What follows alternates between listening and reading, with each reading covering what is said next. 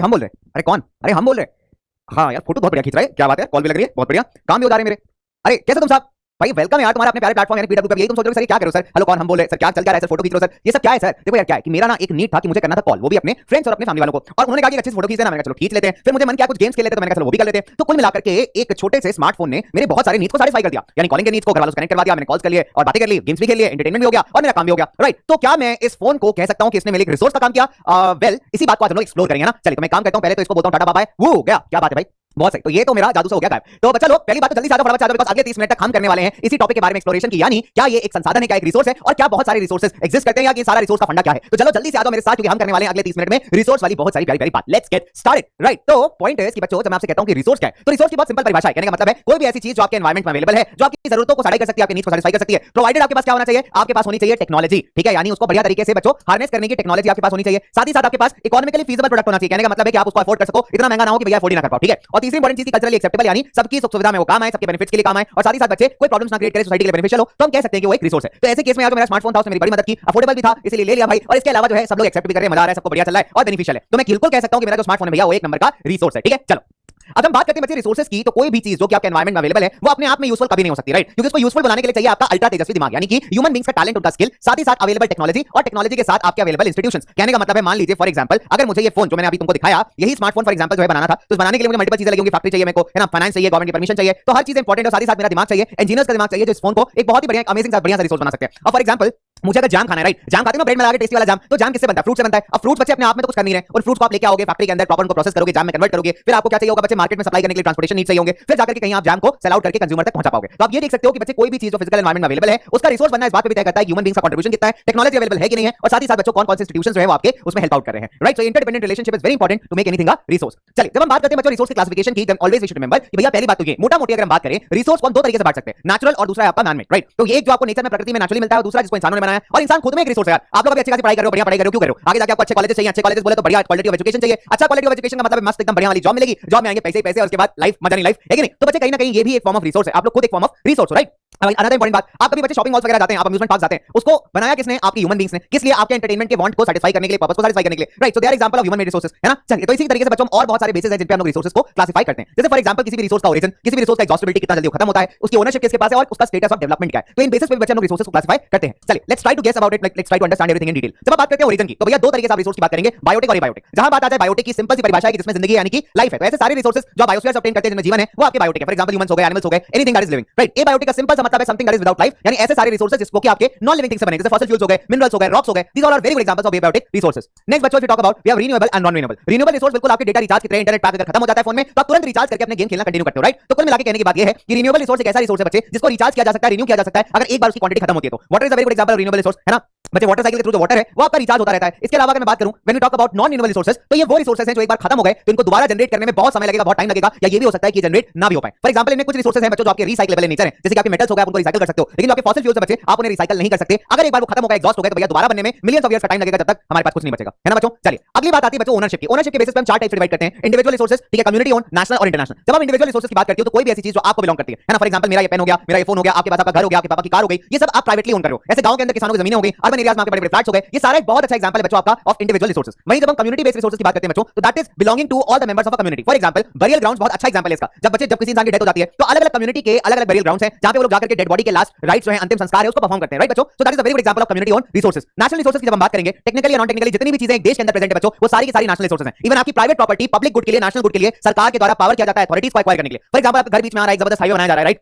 जिससे दो दूर दराज के इलाकों की कनेक्टिविटी इंप्रूव हो रही है, तो कहीं ना कहीं वो नेशनल डेवलपमेंट का ही पार्ट है। तो उस केस में सरकार आपसे आपका घर ले सकती है, हालांकि आपको उसके एवरेज में कंपनसेशन दिया जाता है बच्चों, ठीक है, लेकिन your private property can also be taken by the government, ठीक है, फॉर नेशनल गुड। तो ये एक बहुत अच्छा एग्जांपल है। और साथ ही साथ जैसे बच्चे हमारे देश की सरहदें होती हैं, देश के लैंड बॉर्डर्स होते हैं, वैसे हमारे कोस्टल बॉर्डर्स भी होते हैं बच्चों, है ना? तो हमारे कोस्ट लाइन से करीब 12 नॉटिकल माइल्स तक का जो डिस्टेंस है, ठीक है, वो आता है भाई एक पर्टिकुलर देश की सीमा में, इसको हम कहते हैं टेरिटोरियल वाटर्स, ठीक है बच्चा लोग? चलिए तो ये भी इसके अंदर जितने भी रिसोर्स हैं वो सारे सारे देश को डिपेंड करते हैं। इंटरनेशनल रिसोर्सेज की जब हम बात करते हैं बच्चों, तो ये वो रिसोर्सेज हैं जो किसी एक देश को बिलोंग नहीं करते, बट मल्टीपल इंटरनेशनल ऑर्गेनाइजेशंस जो हैं इनको कंट्रोल करते हैं। तो यहां पे अगर आपको कुछ निकालना है तो पहले आपको उनकी परमिशन चाहिए होगी। जनरली किसी भी कंट्री के जो कोस्ट लाइन है, जो तटीय इलाका है, उसके 200 नॉटिकल माइल्स के बाद का जितना भी एरिया है वो ओपन ओशन को बिलोंग करता है। कोई भी इंसान, कोई भी कंट्री विदाउट प्रॉपर परमिशन वहां से कुछ भी निकाल नहीं सकती, राइट। जैसे भारत के पास अधिकार है मैंगनीज नोड्यूल्स को माइन करने का from the bed of Indian ocean, तो एक स्पेशल परमिशन केस है बच्चों, ठीक है। चलिए इसके बाद हम बात करते हैं on the status of development. Development के बेसिस पे हमने चार पार्ट्स में डिवाइड किया है, पोटेंशियल, डेवलप, स्टॉक और रिजर्व। पोटेंशियल की बात करते हैं, यानी क्या कहने का मतलब है कि बेटा तुम्हें प्रतिभा बहुत है, बहुत पोटेंशियल है, बहुत कैपेबिलिटी है, लेकिन तुम परफॉर्म नहीं कर पा रहे, है ना। उसका रीजन है कि तुम अपनी गलतियों को नहीं देख रहे, अपनी गलतियां सुधारने का ट्राई नहीं कर रहे। तो बेसिकली ऐसे रिसोर्सेज हैं जो किसी रीजन में मिलते हैं, बट इनकी क्वालिटी और क्वांटिटी पे अभी सर्वे नहीं किया गया है, जिसके चलते बच्चों हमने अभी इनको ठीक से यूटिलाइज नहीं किया। फॉर एग्जांपल राजस्थान, गुजरात में सोलर और विंड पावर का जबरदस्त पोटेंशियल है, लेकिन इनकी क्वालिटी और क्वांटिटी को अभी सर्वे नहीं किया गया, जिसकी वजह से हम इसको यूटिलाइज नहीं कर पा रहे ठीक से, राइट। डेवलप्ड रिसोर्सेज की जब बात करेंगे बच्चों, तो ये वो रिसोर्सेज हैं जिनकी क्वांटिटी और क्वालिटी दोनों को जांचा जा चुका है, सर्वे किया जा चुका है और आप इसको नॉर्मली यूज कर रहे हो। अब बात आती है सबसे मोस्ट कंफ्यूजिंग स्टॉक और रिजर्व की। स्टॉक बहुत सिंपल है बच्चे, स्टॉक एक ऐसा रिसोर्स है जिसके लिए आपके पास टेक्नोलॉजी ही नहीं है, मतलब जब कभी जिंदगी में होगी टेक्नोलॉजी, लाइफ में कभी होगी, तब आप उसको यूटिलाइज कर पाओगे। पानी को आप देख लीजिए, पानी बनता है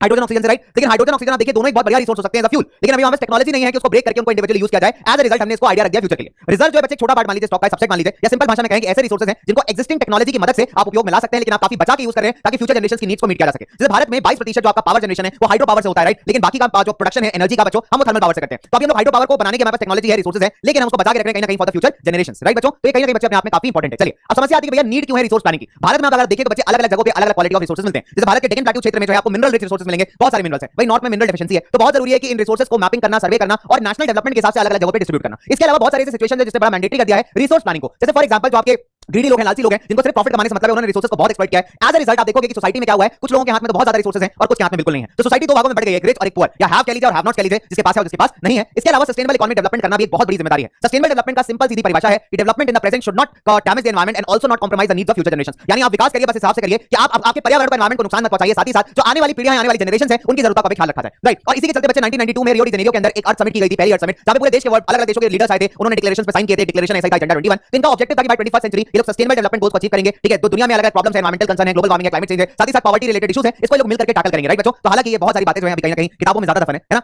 चलिए तो जब हम लोग रिसोर्स प्लानिंग की बात करते हैं बच्चों, हम लोग जनरली तीन कंपोनेंट्स ऑफ रिसोर्स प्लानिंग की बात करते हैं। पहला होता है आपका आइडेंटिफिकेशन, प्लानिंग और फिर नेशनल डेवलपमेंट। मतलब बहुत जरूरी है कि पहले एरिया का सर्वे करिए, आइडेंटिफाई करिए कि क्या क्वालिटी में रिसोर्स अवेलेबल है और किस क्वांटिटी में रिसोर्स अवेलेबल है। आपने एक बार सर्वे कर लिया, इसके बाद जरूरी है कि आप एक प्रॉपर प्लानिंग बनाइए, क्या टेक्नोलॉजी लगेगा, क्या स्किल लगेगा, किस तरीके के इंजीनियर्स चाहिए, क्या लेबर्स लगेगा, खर्चा कितना आएगा, ये सारी की सारी चीजें आपको मैप करनी है। और last but not the least आपका जितना भी डेवलपमेंट प्लान है ये मैच करना चाहिए आपके नेशनल डेवलपमेंट से, यानी इंडिविजुअल जो गोल है that should always match with national development. तो ये आपके अलग अलग कंपोनेंट्स हैं बच्चे ऑफ रिसोर्स प्लानिंग। चलो बच्चों आगे मूव करते हैं फटाफट से। तो हम लोग ये देखा कि over the period of time बहुत सारे रिसोर्सेज ऐसे हैं जो हमारे डिप्लीट हुए हैं, उसका बहुत हद तक क्रेडिट जाता है हमारे ब्रिटिशर्स को, जिन्होंने आकर के भारत के रिसोर्सेज को एक्सप्लॉइट किया। और इसके अलावा बच्चे जो रैपिड डेवलपमेंट एक्टिविटीज हुई हैं उन्होंने भी कहीं ना कहीं रिसोर्सेज को हार्म किया है। गांधी जी ने जबरदस्त बात कही थी कि there is enough for everyone's need but not for anyone's greed. लोगों की जरूरतों के हिसाब से बहुत है, लेकिन लोगों के लालच के लिए जो है वो बहुत कम है। ये बात बिल्कुल सच्चाई है। चलिए जब रिसोर्सेज की बात चलती है बच्चों, तो जमीन भी एक ऐसा रिसोर्स है जिसका यूटिलाइजेशन बहुत ज्यादा होता है। अब फॉर एग्जांपल अगर आप इस पाई चार्ट को देखिए तो आप ये देख पाएंगे कि जो टोटल लैंड अंडर अलग अलग रिलीफ फीचर्स है उसमें 43% प्लेन एरिया है, 30% माउंटेन्स और आपका 27% आपके प्लेट्यू रीजन है, राइट।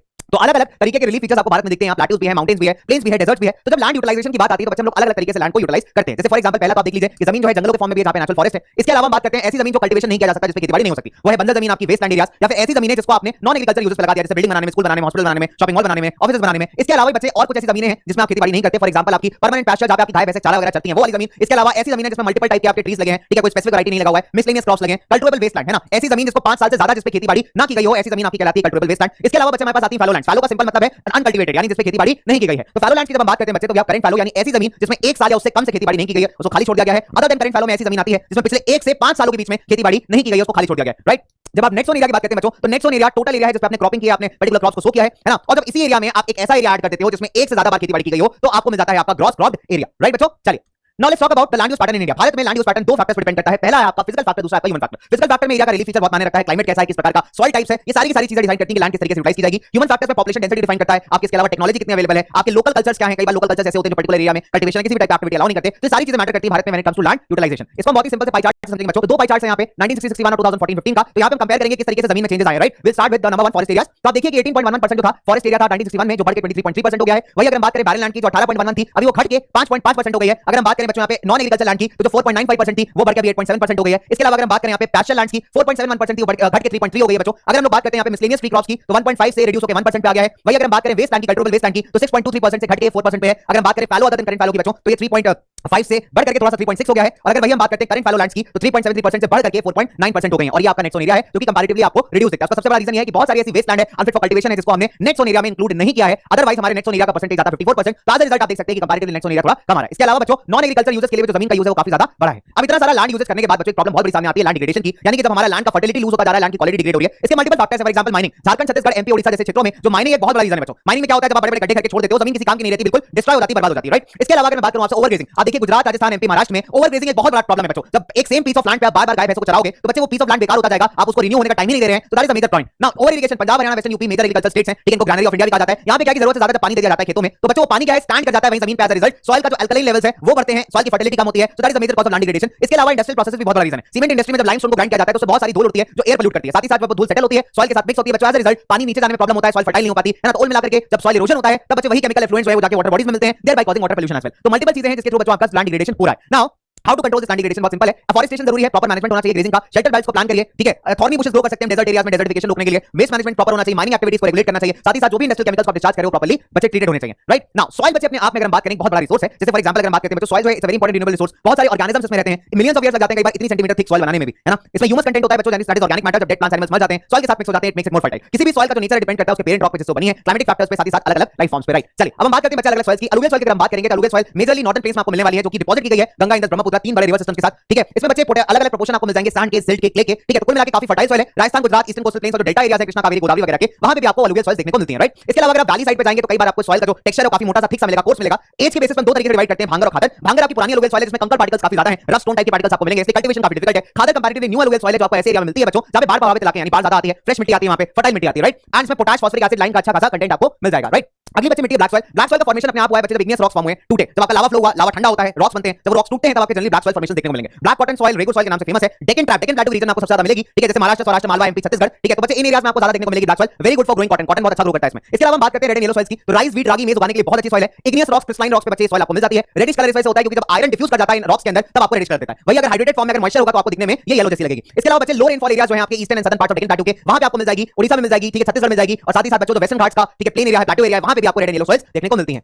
राइट बच्चों। चलिए लेटराइट सॉइल बच्चे स्पेशल है, ऐसे एरियाज में मिलेगी जहां पे हीट भी बहुत ज्यादा और बारिश भी बहुत होती है। एज अ रिजल्ट ऐसी जगह पे ह्यूमिड कंडीशंस होते हैं जो परफेक्ट हैं लेटराइट सॉइल के ग्रोथ के लिए। टी, कॉफी, कैशू नट्स वगैरह काफी अच्छे से ग्रो करते हैं बच्चों। यहाँ पे ह्यूमस कंटेंट बहुत कम होता है। केकेटी यानी कर्नाटक, केरला, तमिलनाडु, एमपी और हिली एरियाज ओडिशा, असम में आप लेटराइट सॉइल्स बच्चों देख सकते हैं, व्यू कर सकते हैं। इसके अलावा एरिड सॉइल्स नाम ही एरिड सजेस्ट करता है बच्चे ऐसी जगह जाने की जहां पे पानी नहीं है। राजस्थान के अंदर बच्चों इस टाइप की आपको सॉइल्स देखने को मिलती है। रेड टू ब्राउन कलर में इनका रेंज आपको देखने को मिलेगा, ठीक है। सैंडी है टेक्सचर में, कहीं कहीं सॉल्ट कंटेंट इतना हाई होता है कि इवापोरेट करके वहां से नमक बनाया जाता है। सॉल्ट वाटर लेक्स भी आपको मिलेंगे बच्चे राजस्थान के अंदर, सामान लेके आपका, राइट। तो जनरली राजस्थान के अंदर आप इस तरीके की सॉइल ज्यादा व्यू कर पाते हैं। फॉरेस्ट सॉइल्स बच्चे आपको मिलेंगे माउंटेनियस रीजन में, स्लोपी एरियाज में, ठीक है, बहुत सिंपल है। तो काफी लोमी और सिल्टी होती है बच्चों, ये आपके वैली साइड्स में और काफी रफ सी होती है जब आप जाएंगे आपके in the sides of upper slopes. Snow covered areas में आपको यहाँ पे इरोजन बहुत ज्यादा देखने को मिलेगा इन टाइप की सॉइल्स के अंदर, राइट बच्चों। एंड जनरली अगर आप लोअर वैलीज में जाएंगे, लोअर एलिवेशन के रीजन में जाएंगे तो आपको काफी सॉइल फर्टाइल मिलेगी। तो बच्चे इंपॉर्टेंट सॉइल मैप है, दिस इज रियली इंपॉर्टेंट, तो आप इसको अच्छे से आपको रीड करना है, पढ़ना है बच्चे, ठीक है। So that you know the different kind of soil present in India. Now soil erosion की अगर हम बात करते हैं बच्चों, तो सॉइल इरोजन कुछ नहीं है, बहुत simple, the washing away of top soil cover, ठीक है। जो टॉप फर्टाइल सॉइल होता है वो रिमूव हो जाता है मल्टीपल फैक्टर्स के चलते, ह्यूमन और नॉर्मल नेचुरल फैक्टर्स जैसे विंड हो गया, वाटर हो गया, स्नो हो गया, इसके चलते कई बार जो टॉप सॉइल है वो इरोड हो जाती है। और आपकी ह्यूमन फैक्टर्स जैसे फॉर एग्जांपल डिफॉरेस्टेशन हो गया, ओवरग्रेजिंग हो गया, कंस्ट्रक्शन एक्टिविटीज हो गई, या फिर रॉन्ग फार्मिंग टेक्निक्स हो गई, तो इनके चलते भी बच्चों कहीं ना कहीं सॉइल इरोजन होता है। अलग अलग टाइप का सॉइल इरोजन देख सकते हैं, जैसे गली इरोजन, कई बार क्ले सॉइल्स के अंदर बच्चों पानी जो है जैसे चैनल क्रिएट कर देता है, राइट। तो that is basically called as gullies, and ऐसी जमीनें बिल्कुल बेकार हो जाती हैं कल्टीवेशन के लिए, इसलिए हम इनको बैडलैंड भी कहते हैं। शीट इरोजन क्या होता है बच्चे, जब पानी बहुत लार्ज एरिया में फ्लो करता है अपने साथ बहुत सारी टॉप सॉइल को भाग के ले जाता है, तो ऐसा लगता है कि शीट के फॉर्म में जो है वो सॉइल फ्लो कर रही है, such kind of erosion is sheet erosion. और वही जब विंड आपकी सॉइल को उड़ा के ले जाती है, विंड ब्लो अवे कर जाती है बच्चों, ठीक है, टॉप सॉइल उड़ा ले जाती है, that is called as your wind erosion, right. अब इसको बचाने के बहुत सारे तरीके हैं, जैसे कॉन्टूर प्लानिंग। कॉन्टूर प्लानिंग में क्या करते हैं, स्लोप्स के क्रॉस इस तरीके से लाइंस बनाते हैं, एंड यहां पे हम लोग प्लांटेशन करते हैं बच्चे, इसको कहते हैं ploughing around the contour line. ये क्या करती है, विंड की वाटर की फोर्स को ब्रेक करती है। इसके अलावा बच्चों स्ट्रिप क्रॉपिंग कर सकते हैं, यानी दो